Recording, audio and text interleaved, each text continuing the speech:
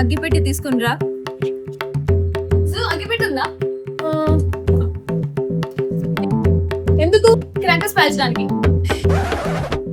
పేల్చొద్దు.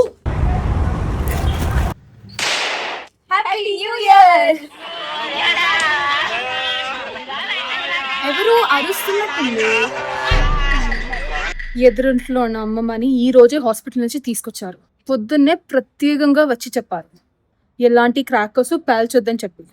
అప్పటికే మీరు మీరు వాళ్ళతో మాట్లాడండి, నేను అంబులెన్స్ తీసుకుని వస్తాను. సో గైస్, ఈ వీడియోలో చూసినట్టే మీ సేఫ్టీ అందరి సేఫ్టీ చూసుకున్నాకే న్యూ ఇయర్స్ కి క్రాకర్స్ పేల్చండి. అండ్ అదే విధంగా మాకు ట్రస్ట్ వర్తి మా వెల్ విషర్స్ ఎవరంటే అది మీరు అందరూ మాత్రమే, మా సబ్స్క్రైబర్స్ అండ్ వ్యూవర్స్ మాత్రమే. ఈ సంవత్సరం మీకు మీ పర్సనల్ లైఫ్ లో మీ ఫ్యామిలీ కానీ మీ ఫ్రెండ్స్ కానీ అందరికి మంచి గ్రోత్ ఉండాలని మేము కోరుకున్నాం. ఎందుకంటే మీరు లేదంటే ఈ తెలుగునే లేదు. ఎందుకంటే మన సరౌండింగ్స్, మన చుట్టుపక్కల ఉన్న వాళ్ళు అంతా గ్రో అవుతేనే మనం కూడా గ్రో అవుతాం. అందుకే ఈ రోజు అందరికి హ్యాపీ న్యూ ఇయర్.